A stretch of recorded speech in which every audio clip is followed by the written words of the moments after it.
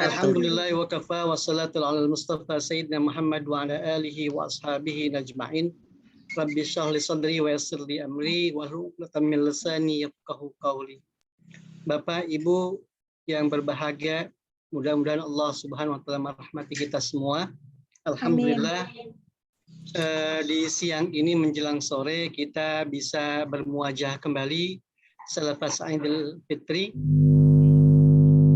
Sekali lagi saya mengucapkan taqabbalallahu minna wa minkum shalihal a'mal, kullu amin wa antum bi khair.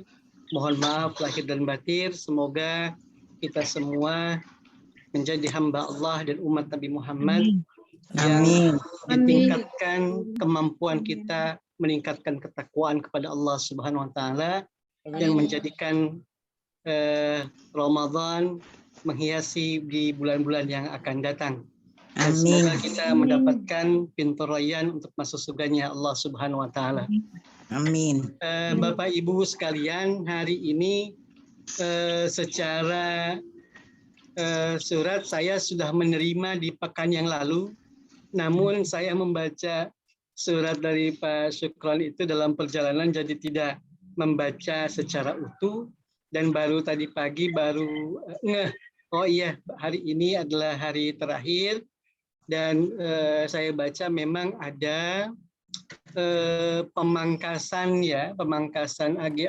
pembelajaran, pertemuan sebetulnya, pemangkasan pertemuan berkaitan dengan mungkin hibah dari Provinsi DKI. Nah ini saya memahaminya secara wajar karena biasa kalau di pemerintahan ya ada pengurangan, apalagi kalau di departemen ya, misalnya terkait dengan COVID misalnya. Terkait dengan pemadatan dari 38 menjadi 24, kalau saya melihat dari materi memang dilanjutkan oleh Ustadz Dr. Aminullah HM ya, gitu. Jadi seperti materi misalnya munasabah Jam'ul Quran fi ahdi Rasul, lalu Jam'ul Quran fi ahdi Abu Bakar, lalu fi Utsman bin Affan, al-fawasil, al-qira'ah wal qurra, yang seharusnya kita sama-sama pelajari sampai bulan Juli, ini dilanjutkan oleh Ustadz Dr. Aminullah HM. Gitu. Jadi materinya ada, gitu. Jadi insya Allah bukan memutuskan materi, tapi materi itu dilanjutkan oleh Ustadz Dr. Aminullah HM, gitu. Jadi itu insya Allah berurutan dan melanjutkan seperti yang memang sesuai dengan jadwal yang sudah dikirimkan oleh Pak Syukron di awal pada bulan Februari yang lalu, sehingga disandingkan dengan jadwal yang tertera kemarin ini jadi bukan materi baru, jadi melanjutkan ya. Namun memang ada pertemuan hari ini pembahasan soal.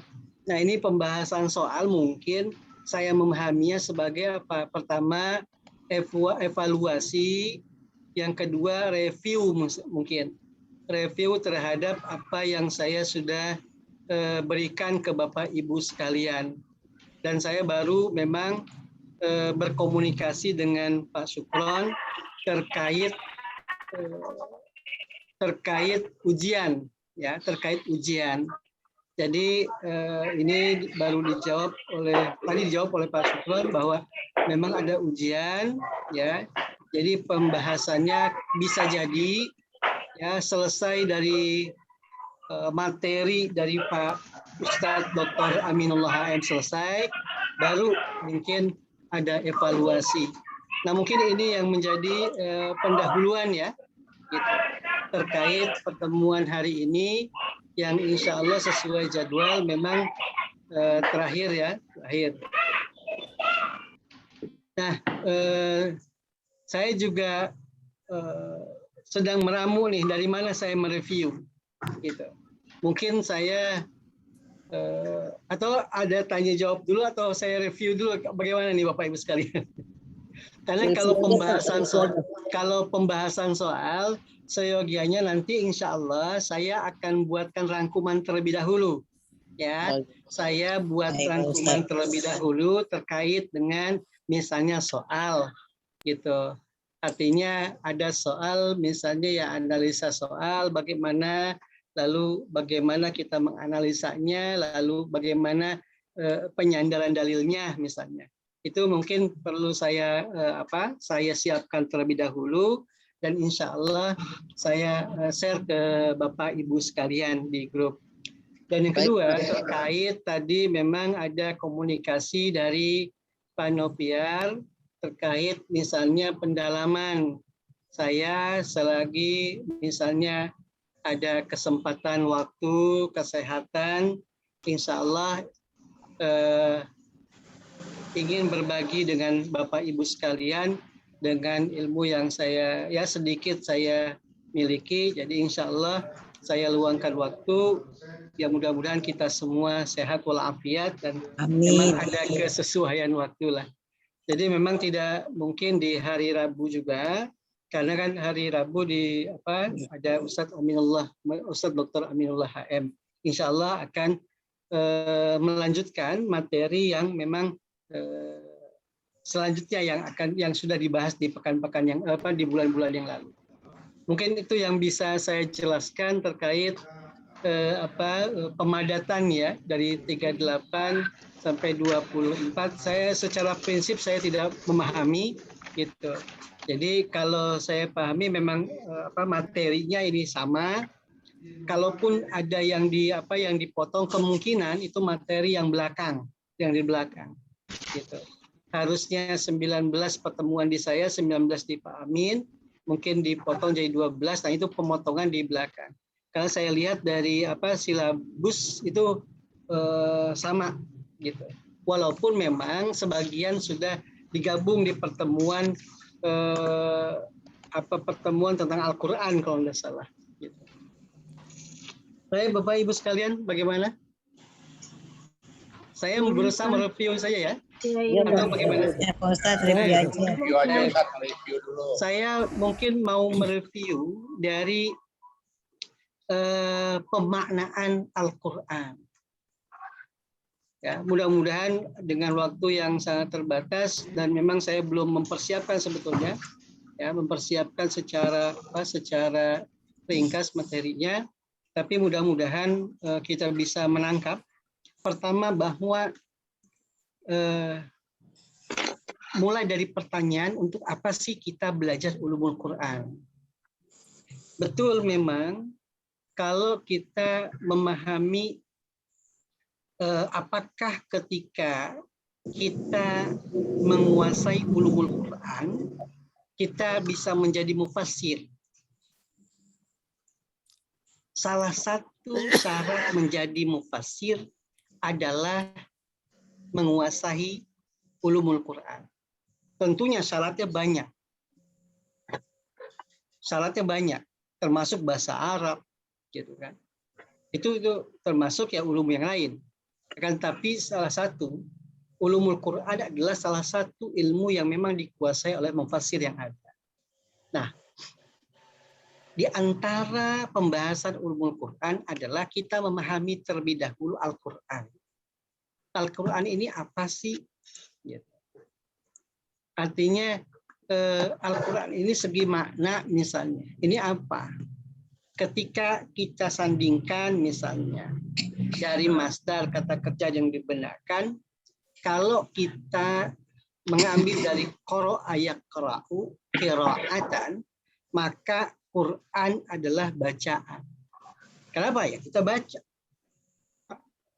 Sedangkan kalau dari sifatnya Al-Quran, Al-Qara'u berarti kumpulan ayat-ayat.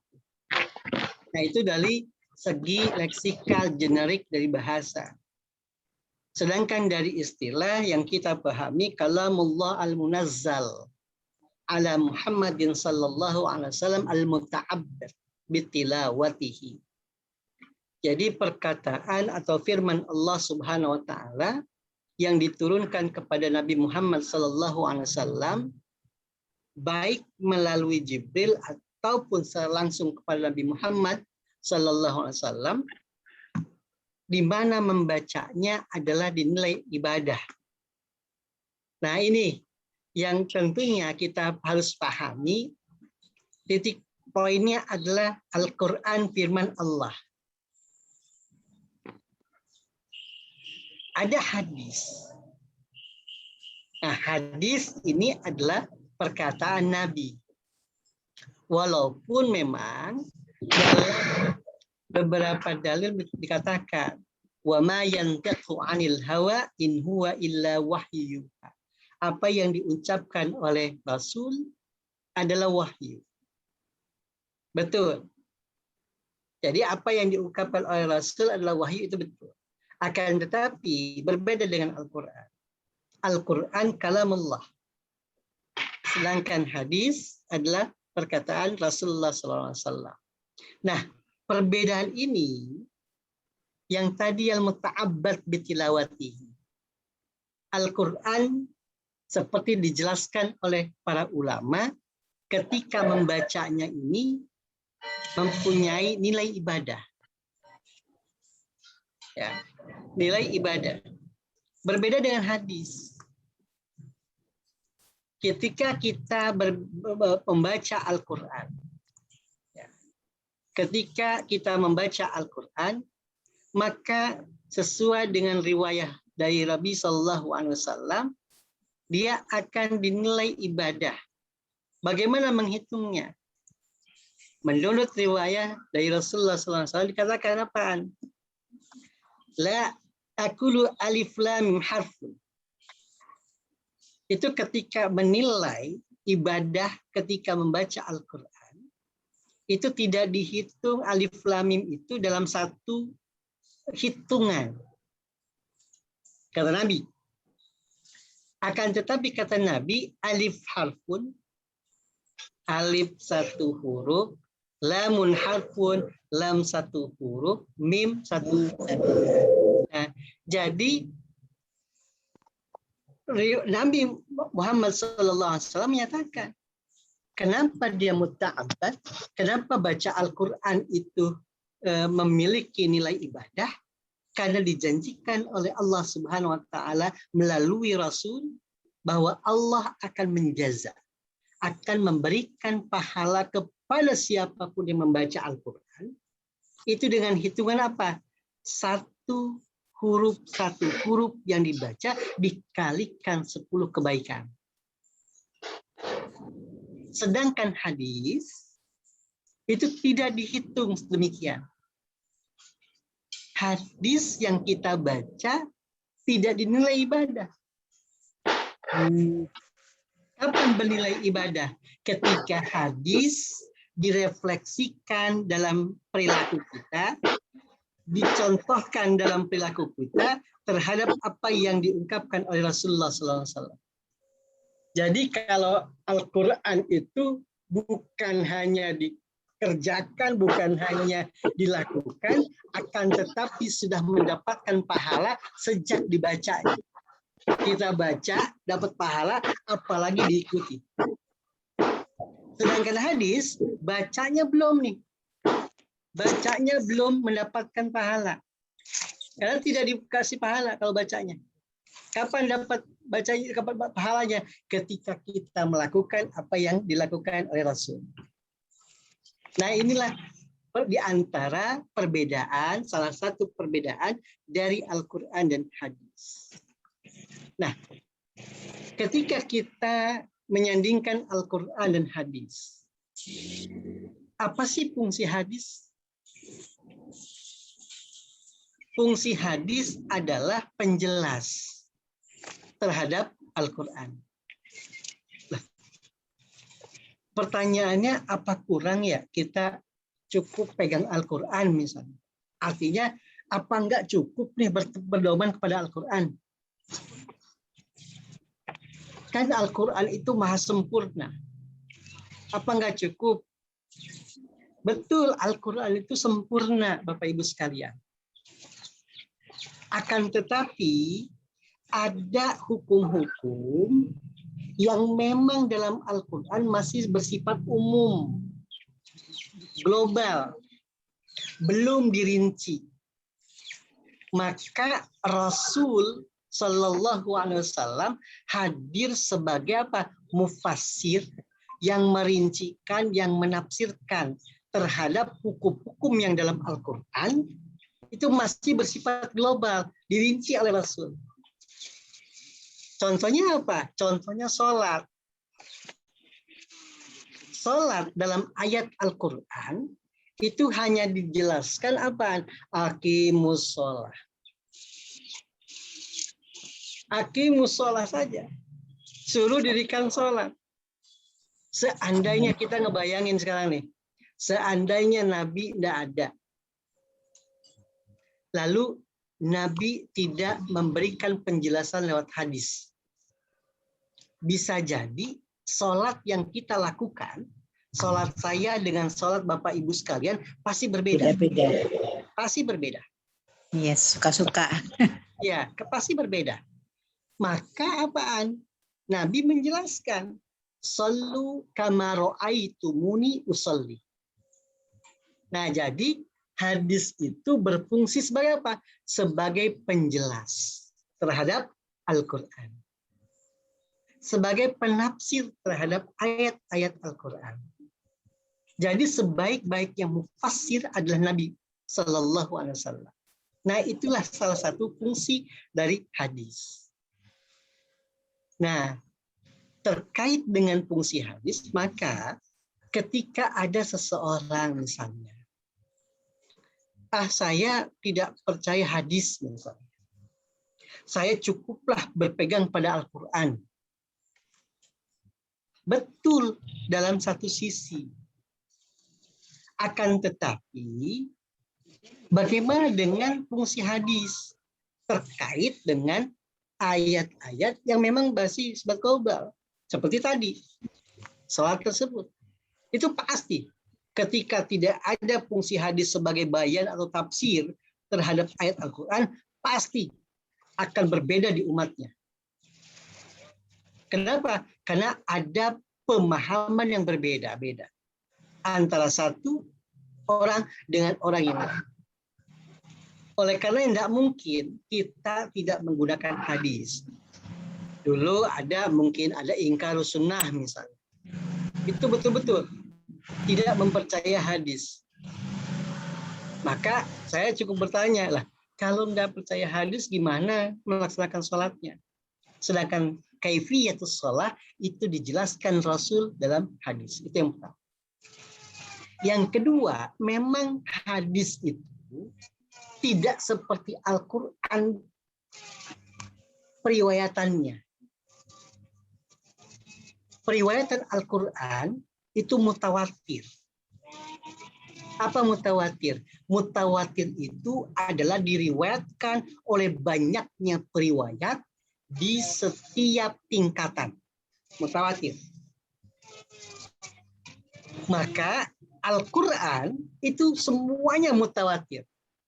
Maka ketika Al-Quran itu seluruhnya mutawatir, maka hukumnya adalah sahih, valid. Pasti valid. Ketika Al-Quran itu mutawatir atau hadis itu mutawatir, maka dipastikan hadisnya adalah valid, sahih, tidak diragukan lagi. Kenapa Al-Quran itu mutawatir? Prosesinya ketika Al-Quran diturunkan, baik dengan wasilah Jibril ataupun tidak menggunakan wasilah kepada Nabi Muhammad, ketika Nabi Muhammad menerima ayat nih, menerima ayat atau beberapa ayat atau surat pendek misalnya, langsung disampaikan kepada sahabat. Jadi ketika prosesinya Nabi dapat wahyu, baik itu beberapa ayat atau satu surat pendek misalnya, atau satu ayat disampaikan kepada sahabat ini ayat. Tulis. Jadi prosesinya Nabi dapat ayat, wahyu, lalu disampaikan kepada sahabat. Kita bisa membayangkan ketika Nabi mendapatkan wahyu, sahabat itu tidak 1, 2, pasti banyak. Kenapa ada prosesi menulis secara serentak? Karena Nabi menyuruh. Kita kenal ada beberapa penulis wahyu. Ya, penulis wahyu yang memang selalu berada di sekeliling Nabi. Nah, penulis wahyu itulah yang memang menuliskan apa? Ayat-ayat atau surat yang diterima oleh Nabi Shallallahu Alaihi Wasallam dari perantara Jibril ataupun bukan perantara, lalu dicatat langsung oleh para sahabat. Ibarat kata, saya misalnya mengucapkan ke Bapak Ibu sekalian ABCD, Bapak Ibu sekalian menulis langsung. Nah, ketika menulis langsung, maka apaan? Setiap Bapak Ibu mempunyai catatan. Nah, catatan itulah yang memang menjadi apa? Menjadi sandingan antara satu orang dengan orang lain. Kenapa? Catatan tentang ayat Al-Quran yang diterima oleh Nabi. Dan itu berlangsung sampai berakhirnya ayat turun. Maka Al-Quran mutawatir itu kenapa? Karena pencatatannya, riwayatnya disepakati dan didukung oleh banyaknya orang dalam pencatatan. Maka dia mutawatir. Berbeda dengan hadis, Bapak Ibu sekalian. Hadis itu tidak semuanya mutawatir. Hadis itu ada yang sahih. Hukumnya nih. Jadi kalau hadis dilihat dari kualitasnya, itu ada yang sahih, ada yang hasan, ada yang dhaif. Kenapa dalam hadis terjadi 3 hukum? Kualitas. Karena dalam periwayatannya hanya 2 yang terjadi. Kalau Al-Quran 1, mutawatir saja. Kalau hadis 2, ahad dan mutawatir. Kenapa ini terjadi? Karena hadis dicatat secara pembukuan jauh setelah wafatnya Rasul. 90 sampai 100 tahun wafatnya Rasulullah SAW. Oke, bisa dipahami ya? Al-Quran itu langsung dicatat, hadis itu dibukukan jauh setelah wafatnya Rasul. 90 sampai 100 tahun wafatnya Rasul. Nah, pertanyaan saya, bukannya hadis itu ditulis sejak zaman Rasul? Betul.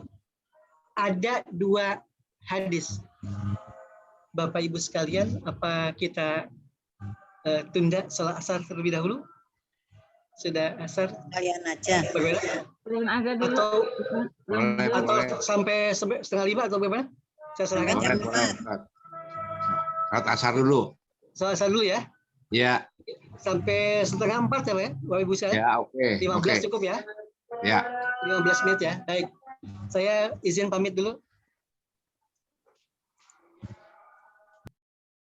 Kita lanjutkan Bapak Ibu sekalian.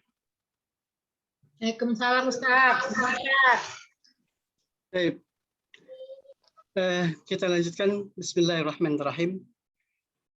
Tadi sampai kenapa Al-Quran berbeda dengan Al-Hadis dari segi periwayatan misalnya.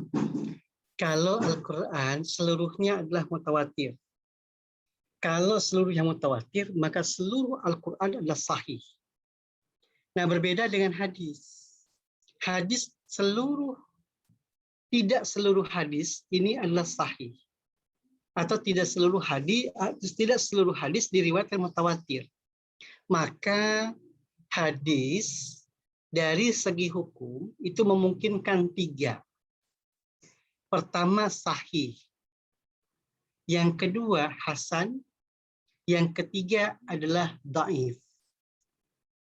Kenapa ini hadis kok mempunyai kualitas 3? Kenapa kualitas hadis itu 3? Sahih, ada yang sahih, ada yang hasan, ada yang dhaif. Ini kenapa? Satu, kalau kita lihat kenapa hadis itu sahih. Ulama menyandarkan kepada 3 syarat kesahihan hadis. Pertama adalah ittisalus sanad. Mata rantainya harus bersambung. Jadi mata rantainya harus bersambung, itu syarat pertama.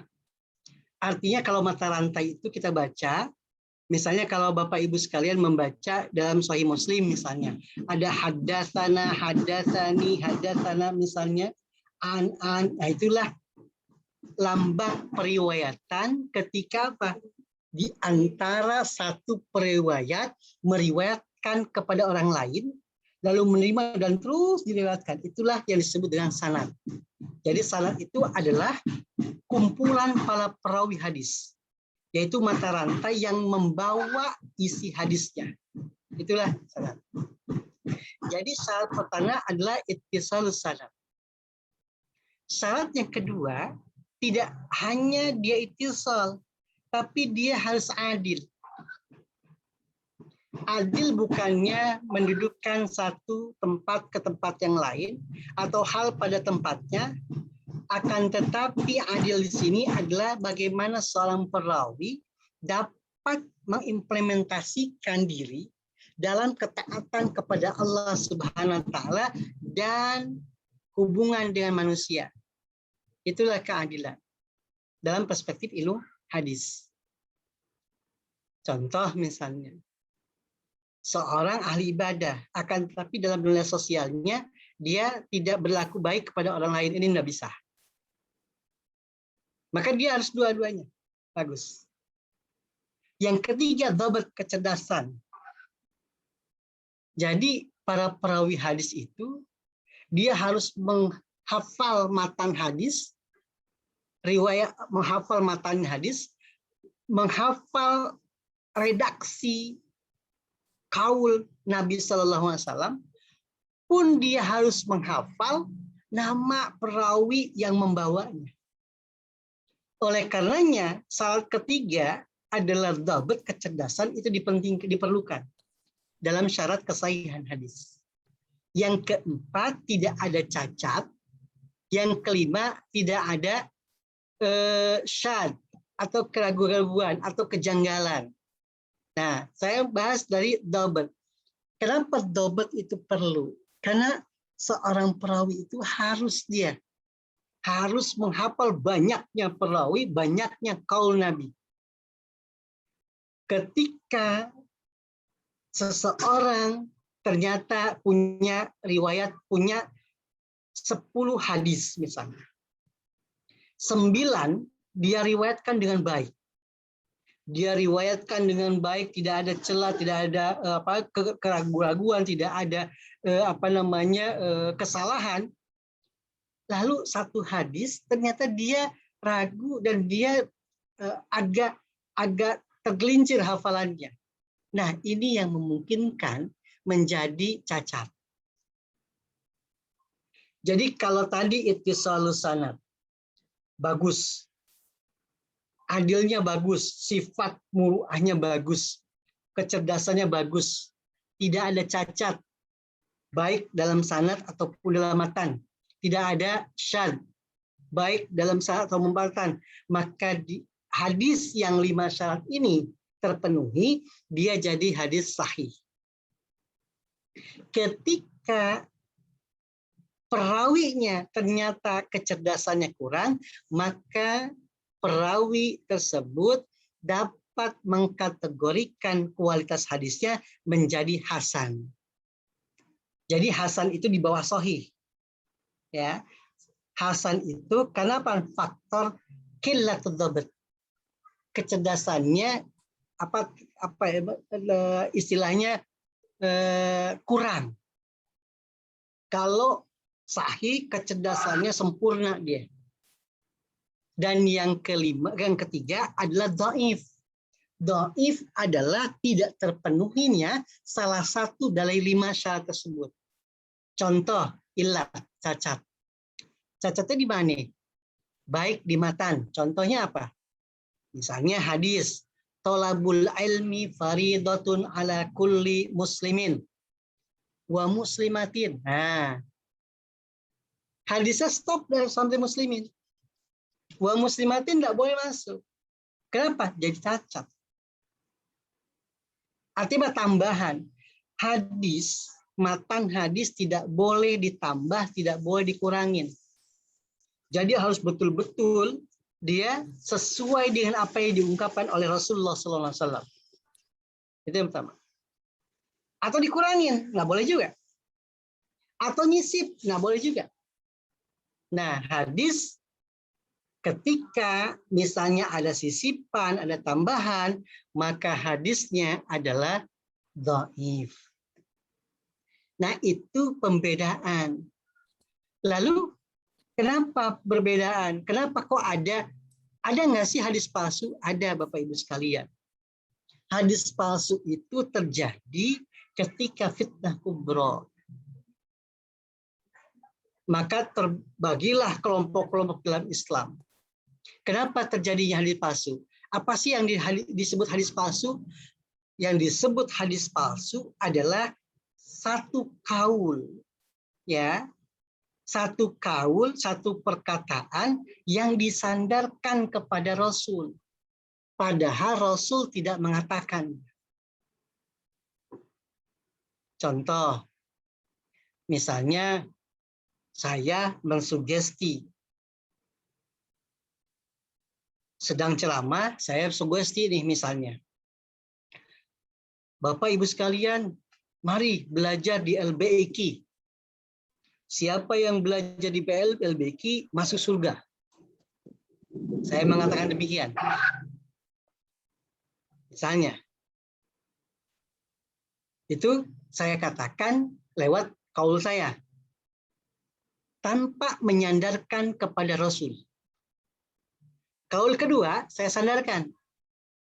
Bapak Ibu sekalian, Rasulullah SAW bersabda, barang siapa yang belajar di PTIQ, di LBIQ, maka masuk surga. Saya sandarkan kepada Rasul. Nah, ketika saya sandarkan kepada Rasul, pada Rasul tidak pernah mengatakan, maka itulah saya sudah menyampaikan hadis palsu. Jelas ya? Hadis palsu berarti disandarkan satu kaul yang disandarkan kepada Rasul, padahal Rasul tidak pernah mengatakan.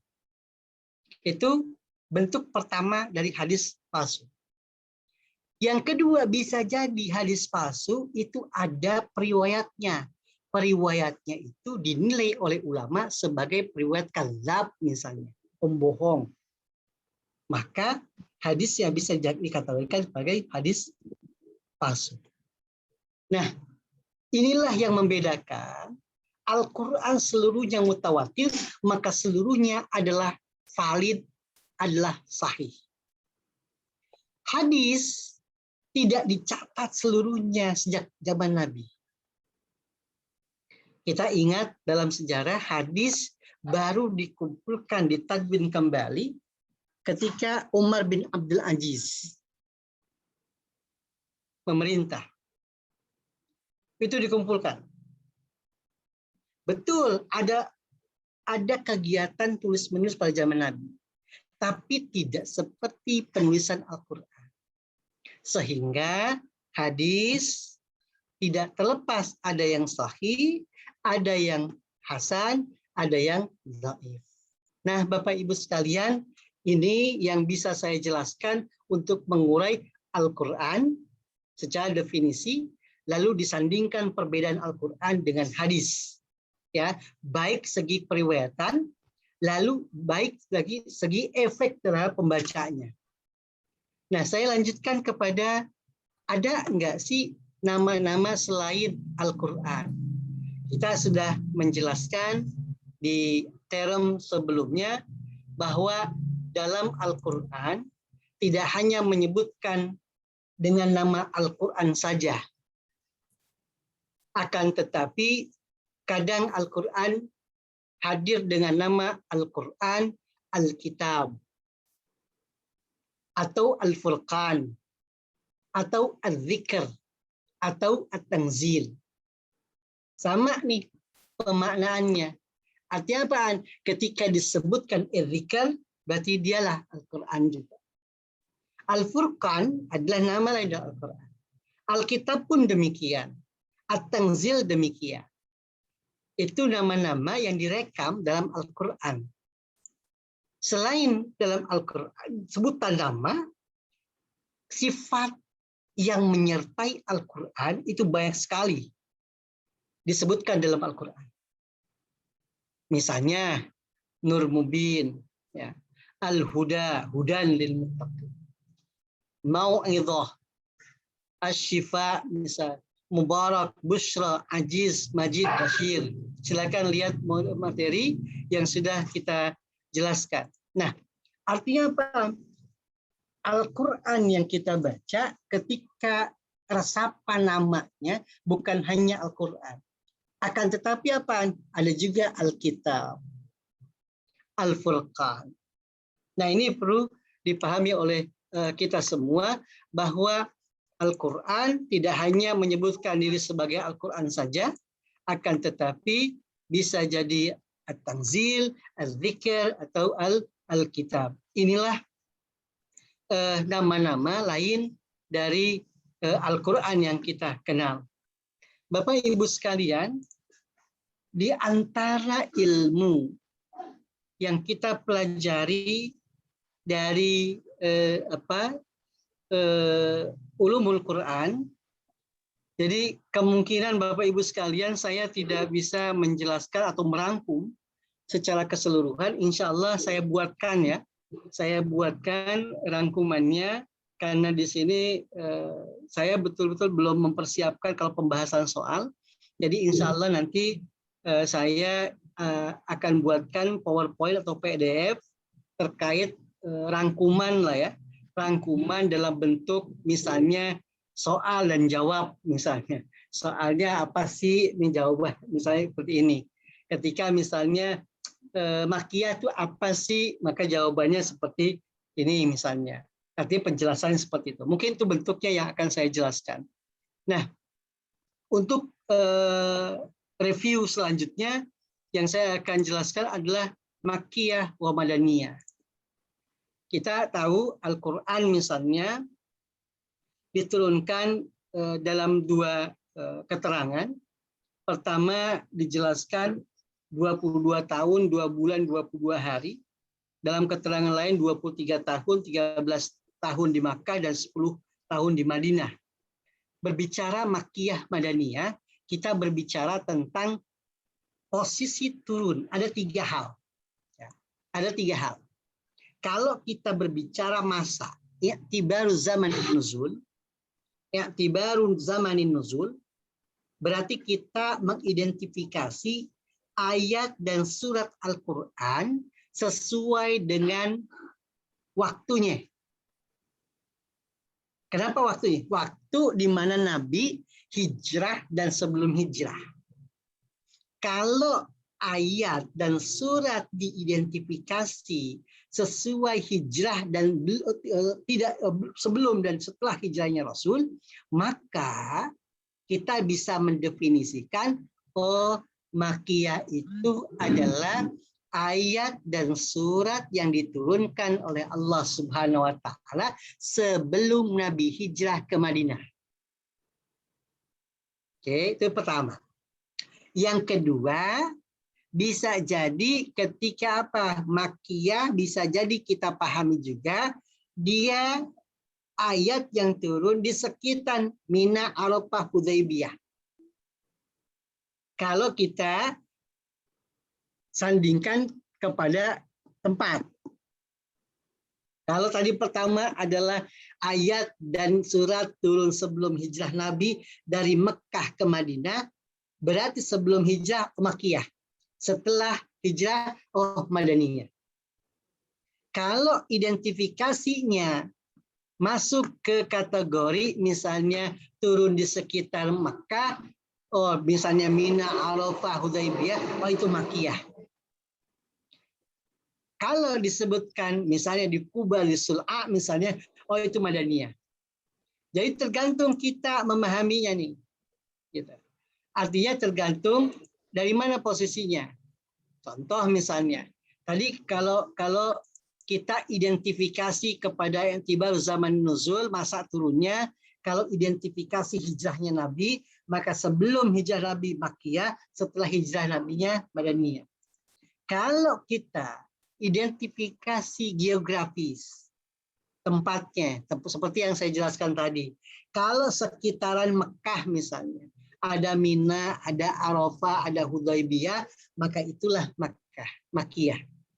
Kalau dia di Kuba, ada di Uhud, ada di Su'a, maka itulah kita identifikasi ayat dan surat Madaniyah.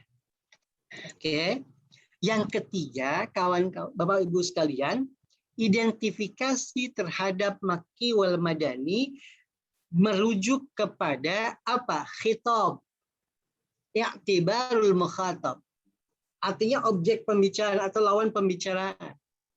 Kalau identifikasi ulama mengidentifikasikan jika ayat tersebut, ayat Al-Quran dimulai dengan ya ayyuhan nas, maka identifikasinya Makkiyah.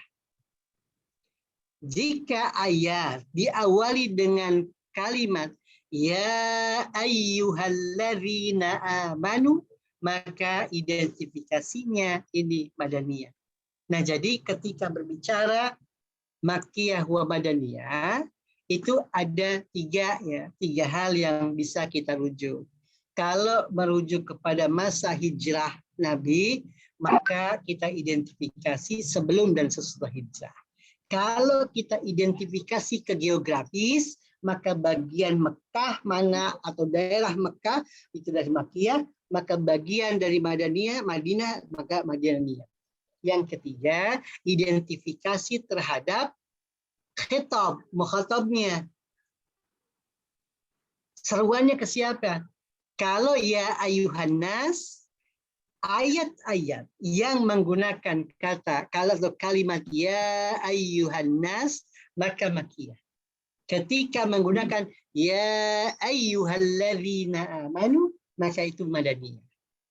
Itulah bagaimana kita mengidentifikasi Makkiyah wal Madaniyah. Pertanyaan selanjutnya, dari mana sih kita mengetahui ini Makki wal Madani, ini Makkiyah Madaniyah? Ada dua kunci. Pertama adalah ya riwayah. Riwayah yang betul-betul berasal dari para sahabat. Itu identifikasinya. Misalnya, hadhil ayah nuzilat fi kada. Misalnya, ini informasi dari riwayat, misalnya disebutkan, ini ayat turun di sini, misalnya.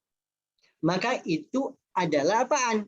Pertama, ya basisnya adalah as-sima'i an-naqli.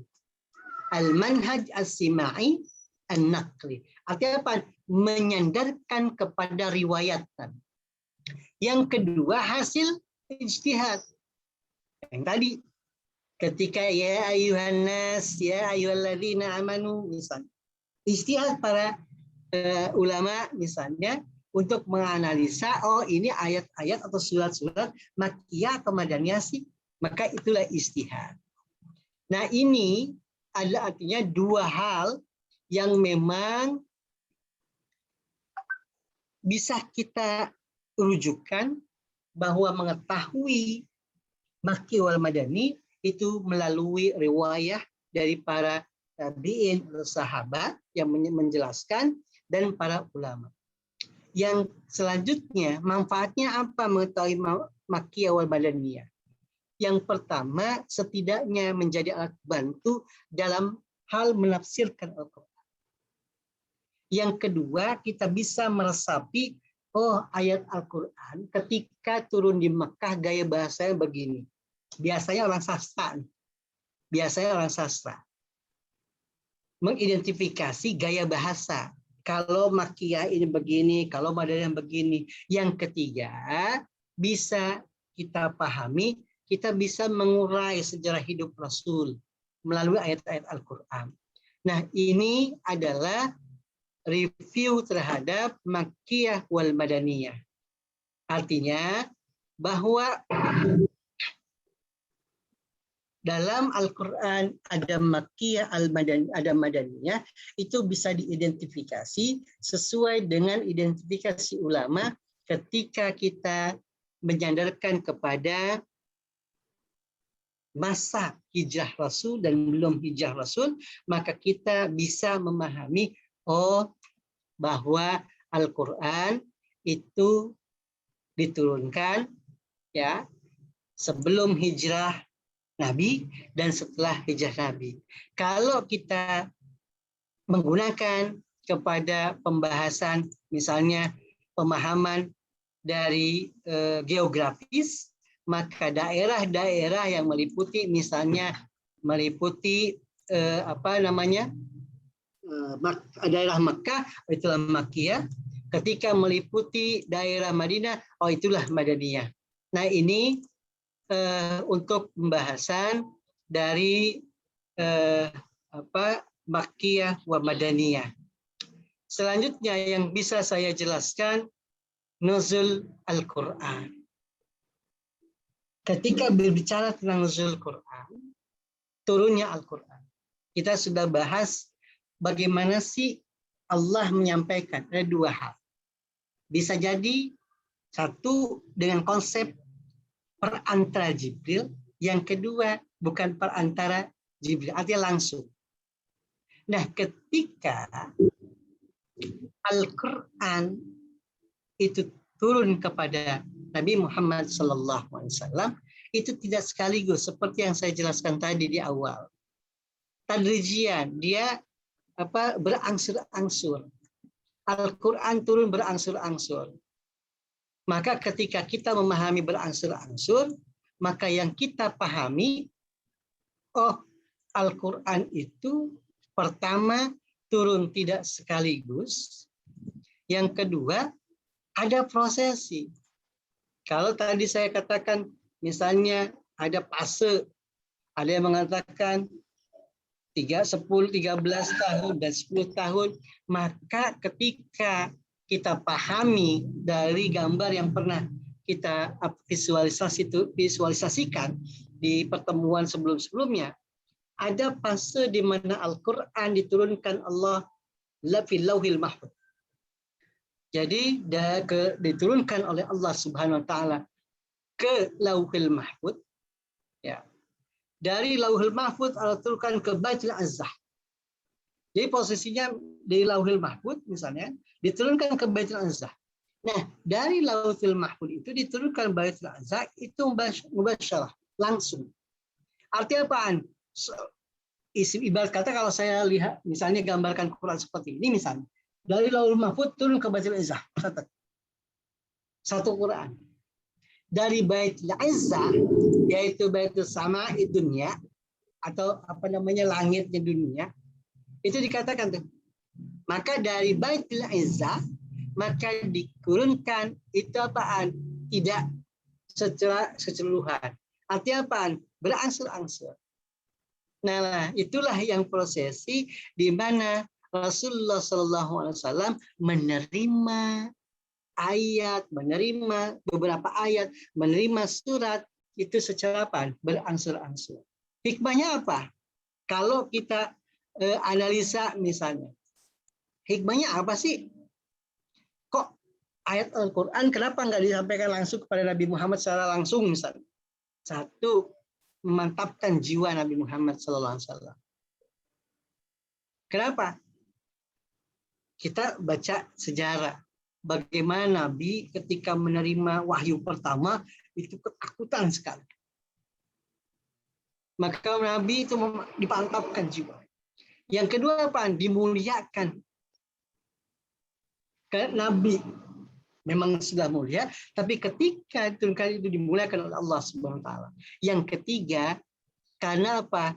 Ada prosesi yang berangsur-angsur dalam penetapan hukum.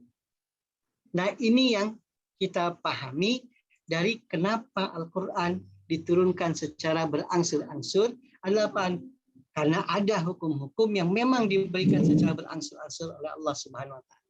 Contoh dalam kasus misalnya hukum hamar. Nah, ini Bapak Ibu sekalian yang mungkin saya bisa jelaskan ya untuk kalau dalam silabus yang saya terima ini adalah pembahasan soal ya. Pembahasan soal saya ganti dengan review. Walaupun baru beberapa materi yang saya review, insya Allah masih ada wahyu misalnya, lalu ada fawati, ada khawatim suar yang insya Allah akan saya sandingkan reviewnya melalui PowerPoint ya, PowerPoint yang nanti mungkin walaupun Bapak Ibu sekalian sudah memiliki naskah materi, akan tapi saya mencoba 1-2 hari ini membuatkan review atau pembahasan soal dalam bentuk misalnya tanya jawab ataupun istilahnya modul pendalaman lah. Misalnya kenapa sih Al-Qur'an berbeda dengan hadis misalnya. Maka akan saya jelaskan Al-Qur'an begini, hadis begini. Mungkin seperti itulah mungkin yang akan saya buatkan. Nah, ini ada 30 menit lagi menjelang akhir. Silakan Bapak Ibu sekalian. Sekali lagi saya tidak tuntas misalnya pendalaman ini karena masih banyak, dan insya Allah saya akan tuntaskan dalam materi dari awal hingga akhir ya insya Allah. Jadi biar bukan hanya verbal ini, kalau verbal nih bisa jadi ada yang terlewat oleh saya yang dibahas, bisa jadi Bapak Ibu mencatatnya pun ada yang tercecer, dan insya Allah nanti 1 hari 2 hari ini saya buatkan rangkuman atau review terhadap materi yang saya bentuk sebagai tanya jawab lah insya Allah sebagai pendalaman dari materi ini. Mungkin ini yang bisa saya jelaskan, selebihnya silakan kita diskusi atau Tanya Pak Ustadz. Silakan Pak Alfian, silakan. Memang untuk hadis ya, sahih, hasan, dhaif itu kan kita emang harus belajar, perlu waktu lama lah. Ya. Cuman yang menjadi pertanyaan saya adalah bagaimana implementasinya di masyarakat atau di kurban kita. Karena saya melihat Pak Ustadz, di kelompok kita, maksudnya sesama muslim nih, ada pengajian yang menamakan dirinya sunnah. Seolah-olah dia aja yang benar sunnahnya, yang lain salah. Padahal setelah saya, karena kebetulan ini juga ada keluarga saya juga, setelah saya perhatikan, nah itu betul kata Pak Ustadz, kita kalau melihat hadis jangan hanya konteksnya saja, jangan tekstualnya aja, konteksnya soal. Konteksnya juga harus diperhatikan. Nah, ini mensikapi yang kayak gini gimana ya Pak Ustadz? Maksudnya kan sekarang ini kelihatannya kita ini terutama di generasi mudanya nih Pak Ustadz. Generasi muda yang namanya hijrah lah, yang namanya sunnah. Nah, padahal setelah saya perhatikan akidah dia kurang. Nah, mensikapi ini gimana Pak Ustadz? Kan kita nggak mungkin kita, misal contoh sederhana, saya ditegur gini sama kakak saya, di celana lu ada neraka tuh katanya.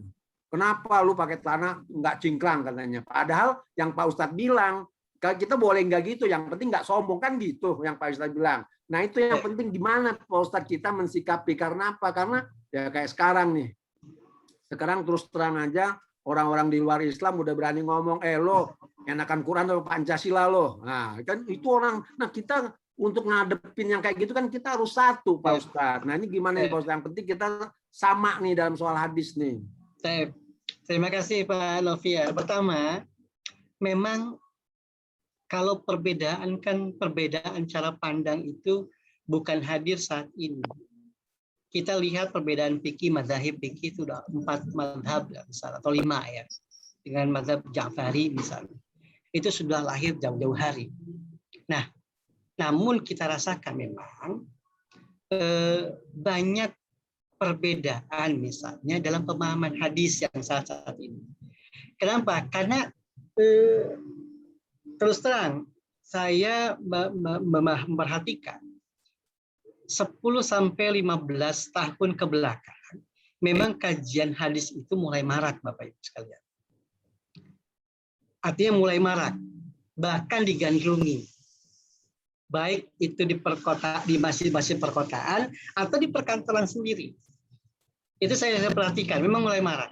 Segi positifnya saya ambil bahwa kajian hadis itu mulai marak. Sebelumnya itu kajian Quran. Kajian Quran terus. Nah, mulai marak kajian hadis. Nah, ternyata dari maraknya kajian hadis, ini ada bagi saya perilaku yang memang harus dikoreksi di antara sesama Muslim misalnya. Satu bagi saya, pemahaman terhadap hadis memang itu pasti tergantung bagaimana cara pandangnya. Yang barusan Pak Nopian contohkan, la yanzurullah ila man jarra thawbahu khuyala'a. Allah secara tekstual nih, Allah tidak melihat seseorang di mana pakaiannya menjulur. Oke, menjulur. Khuyala'a, dengan penuh kesombongan. Ada yang memahami konteksnya adalah ya mau dia itu konteks sombong kek, mau tidak sombong, maka orang yang pakai celana melebihi misalnya mata kaki, ya Allah tidak melihat. Kalau Allah tidak melihat, berarti apa ya? Dia nggak akan masuk surga lah. Itu satu pandang. Yang kedua, cara pandangnya mengkontekstualkan atau merujukkan kepada apa historisnya. Historisnya itu adalah rasa kesombongan. Gitu. Kalau kita baca misalnya Bapak Ibu sekalian, seluruh mazhab ketika sholat itu memang harus di atas di atas mata kaki dalam sholat. Yang laki itu nggak ada perbedaan. Tapi dalam konteks berpakaian dalam keseharian itu ada yang memahami kudu wajib di atas mata kaki yang dinamakan isbal. Ada yang memahami ilatnya adalah sebabnya itu kesombongan. Maka apa yang harus kita lakukan? Sebaiknya bagi saya yang memang memahami hadis atau mulai belajar hadis, ya harus mempelajari seluruhnya. Ada syarahnya, ada penjelasannya, ada syarah ulama. Artinya apaan? Yang kurang itu adalah di kita toleransinya. Toleransi dalam artian apaan? Ketika ada pemahaman yang berbeda, itu dianggap salah. Nah, itu yang keliru. Karena bisa jadi memang pemahaman itu berbeda. Contoh, kenapa dalam fikih misalnya ketika ulama menafsirkan aula mastumun nisa, bersentuhan. Suami istri, laki-laki dan perempuan. Suami istri ketika bersentuhan, ya, satu mazhab mengatakan apa? Tidak batal. Kenapa? Menyandarkan kepada riwayat Nabi ketika Nabi i'tikaf, Aisyah datang lalu dikecup oleh Rasul. Nabi lagi i'tikaf. Tapi mazhab yang lain, batal. Aula mastumunisa, mau itu pakai syahwat, kayak mau kagak pakai syahwat, batal. Tapi dalam fikih kan akur-akur aja. Artinya Imam Syafi'i pun muridnya Imam Malik itu akur-akur saja. Nah, oleh karenanya ketika ada perbedaan misalnya, maka seyogianya tidak saling menyalahkan. Apalagi misalnya nih, mohon maaf, sampai mengkafirkan misalnya. Nah ini kan bagi saya luar biasa. Nah bagaimana sikap kita? Sikap kita satu, harus moderat. Moderat itu bukan menggampangkan agama, enggak. Jadi agama itu yusr. Agama itu gampang. Iya. Artinya apa? Tidak mempersulit. Termasuk dalam memahami. Selama kita memahami hadis atau Al-Quran sesuai dengan penafsiran, pemahaman ulama, itu insya Allah tidak akan salah. Yang kedua, apa sih yang harus kita lakukan ketika kita menghadapi perbedaan? Dulu saya, Bapak Ibu sekalian, belajar Bidayatul Mujtahid, fikih, Ibn Rushd, atau belajar fiqh sunnah. Saya sabik. Nah, kenapa ini diajari? Karena kita dihadirkan, ini loh yang ada perbedaan dalam agama. Contoh, ketika sholat. Angkat tangan misalnya. Allahu Akbar. Satu. Ada yang Allahu Akbar. Ya kan? Atau Allahu Akbar tidak ngangkat apa-apa. Artinya tidak naruh di sini. Nah itu ada bentuk-bentuknya. Atau yang sering ditanyakan oleh mahasiswa ketika asyhadu alla ilaha illallah. Ada yang diam. Ada yang nunjuk misalnya. Nah, masing-masing mempunyai penjelasan. Tentunya ketika kita memahami, oh ada perbedaan loh. Contoh wudu. Wudu Pak. Ketika mashur ra's. Mengusap ketika wudu, ada Imam Syafi'i cukup menyentuh. Ada 3 riwayat. Ada yang 1 sampai kuping. Yang kedua, kuping, rambut, kuping, tengkuk. Silakan aja. Nah, termasuk yang sering kita lihat misalnya ketika wudu membasuh tangan. Dalam Al-Quran, ilal marafiq.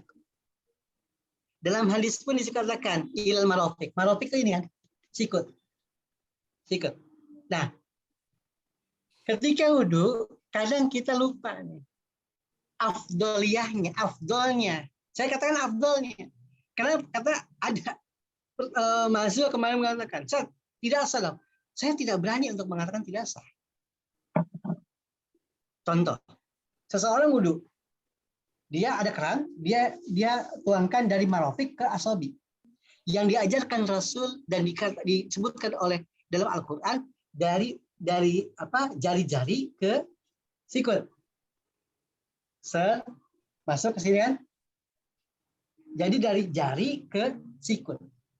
Saya katakan ketika mahasiswa mengatakan tidak sah kalau wudu dari sikut, airnya dari sikut ke tangan. Saya katakan saya tidak berani karena tidak ada dalil. Yang saya bisa katakan adalah kita menyelisih keafdolannya. Maka sebaiknya dari asabi, dari jari, ketika wudu dari jari ke sikut. Bukan dari sikut, keran, karena kita kan enaknya apa ya? Enaknya naruh tangan di keran. Jalan gitu kan, enaknya tuh. Padahal afdolianya adalah ambil airnya, tuangkan dari jari sampai ke sikut ke bawah. Nah itu afdolnya. Gitu.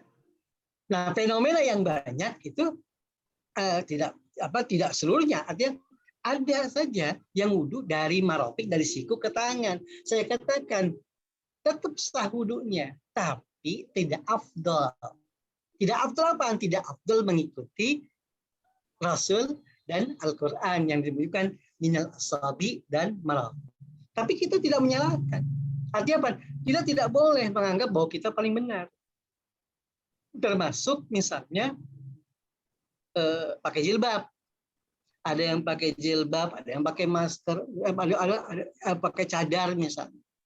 Bagi saya yang pakai cadar itu seperti ya layaknya seseorang yang sedang menikmati agamanya. Laki-laki misalnya pakai sarung dengan pakai peci kemanapun. Ke mall misalnya pakai peci. Ke pasar pakai peci. Maka sama dengan pakai cadar.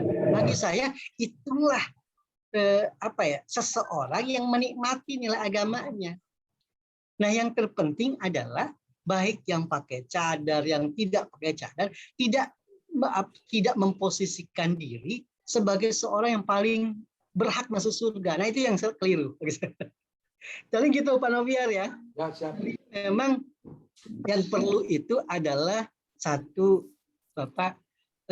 membaca perbedaan gitu. Karena saya juga banyak sekali berdiskusi misalnya dengan orang yang memang belajar dalam satu frame. Nah, kalau belajar dalam satu frame biasanya itu menganggap itu yang paling benar. Betul, mengikuti Rasul itu adalah baik, betul. Dalam definisi hadis, ulama hadis mendefinisikan hadis itu adalah ma'udhifa ila Nabi sallallahu alaihi wasallam, apa yang disandarkan kepada Nabi sallallahu alaihi wasallam min kaulin perkataan, fi'lin perbuatan, takrir ketetapan, au sifatin sifat. Maka contoh nih, Nabi misalnya suka banget pakai baju putih misalnya. Terus gimana saya yang suka batikan? Apakah yang batikan masuk neraka? Nah, ulama fikih nggak masukin sifat. Ulama fikih cuma kaul, fi'il, dan takrir. Kenapa? Karena ulama fikih mayustambat bil hukam, mengambil definisi yang melahirkan hukum. Maka sifat bagaimana cara Nabi makan, bagaimana Nabi berpakaian, itu tidak termasuk dalam kategori sunnah dalam ilmu fikih. Nah, mungkin itu Bapak. Mungkin ya panjang waktunya juga ya.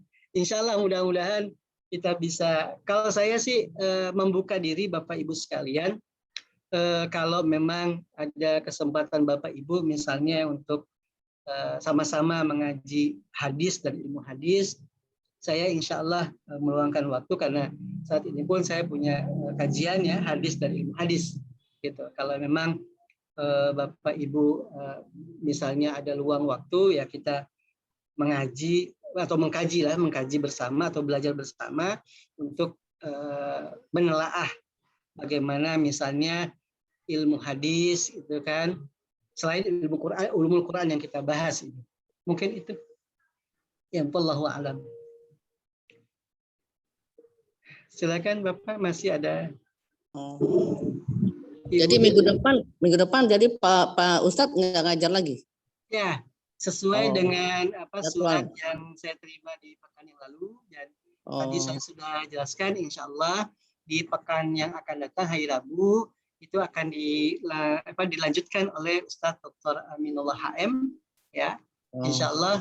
Dan hari ini sekali lagi saya untuk menuntaskan pertemuan, saya memohon maaf yang sedalam-dalamnya jika banyak kekurangan, khilafan dalam menjelaskan, apalagi ya mungkin pertemuan daring misalnya banyak ya kelemahan-kelemahannya. Jadi saya mohon maaf jika banyak kekurangan dalam penyampaian materinya, termasuk ya kesalahan bicara misalnya, saya mohon maaf. Insya Allah saling mendoakan dan seperti yang tadi dijelaskan, insya Allah ketika ada yang pasti saya di tahap awal saya akan membuatkan terlebih dahulu review berupa catatan lah ya, karena review kalau lisan kan bisa jadi ada yang tercecer gitu. Jadi insya Allah reviewnya akan saya buatkan seperti yang saya jelaskan tadi, akan saya buatkan seperti tanya jawab lah. Itu jadi pembahasannya seperti itu, dan insya Allah saya akan kirimkan ke Bapak Ibu sekalian, dan termasuk jika ada kawan Bapak Ibu sekalian yang memang seperti yang tadi dikomunikasikan oleh Pak Noviar, ya insya Allah jika luang waktunya cocok dan kesehatan kita sehat semua, insya Allah saya insya Allah berkenan untuk